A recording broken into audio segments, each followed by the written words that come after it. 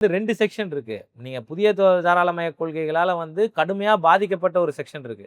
அது பெரும்பகுதியான மக்கள் அவங்க. நீங்க வந்து அவங்களுக்கு வந்து கல்வி கிடைக்கல, மருத்துவம் கிடைக்கல, வாழ்க்கை இல்ல, சுரண்டல் அதிகமாயிருக்குன்ற ஒரு செக்ஷன் இருந்தாலும், புதிய பொருளாதார கொள்கைகளால வந்து சில வாய்ப்புகளை பெற்றவர்கள் தான் நாம இப்ப பேசிட்டு இருக்கிற ஹெச்ஆர் வந்து தலையில அடிச்சிட்டு இருக்கிற அந்த தலைமுறை.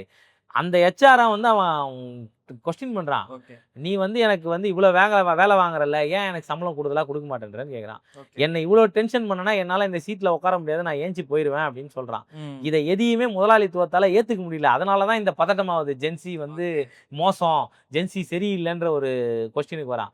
இந்த கொஸ்டின அட்ரஸ் பண்ணணும்ல முதலாளித்துவம். முதலாளித்துவம் என்ன பண்ணுதுன்னா, இத அட்ரஸ் பண்ணாம, நான் வந்து இப்படிதான் உங்கள டீல் பண்ணுவேன்னு சொல்லும்போது, அவன் வந்து கொஸ்டின் பண்றான். அப்ப நம்ம வந்து இஎஸ்ஐ, பிஎஃப் எந்த பணி பாதுகாப்பும் குடுக்க மாட்டேன். நீ இங்கேயே உட்காந்துருன்னு சொன்னா, இருக்க மாட்டான். அவன் என்ன சொல்றான், நீங்க வந்து உங்களுக்கு வந்து பீரியாடிக்கல் இது கிடையாது. அசஸ்மென்ட் பண்ணி உங்களுக்கு புரமோஷன் குடுக்க போறது கிடையாது. ம். அல்லது ரொம்ப மீகரா இருக்கும் அந்த புரமோஷன். ஆமா. அல்லது மீகர் இன்சென்டிவ் குடுப்பான்.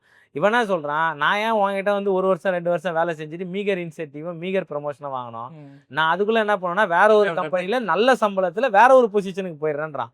முதலாளித்துவம் அததான் சொல்லுது. நீ ஒரே இடத்துல இருந்தா தானே பென்ஷன் கேட்ப. ம். 2 வருஷத்துக்கு ஒரு வாட்டி நீ வேலைய மாத்திட்டு போயிட்டே இரு. ம். அப்ப உனக்கு வந்து பென்ஷன பத்தி கேள்வியே கிடையாது. ஓகே. அப்ப என்னன்னா, அததான் முதலாளித்துவம் பண்ணுதுல்ல. இந்த முதலாளித்துவத்த வந்து இவன் வந்து கொஸ்டின் பண்றான்.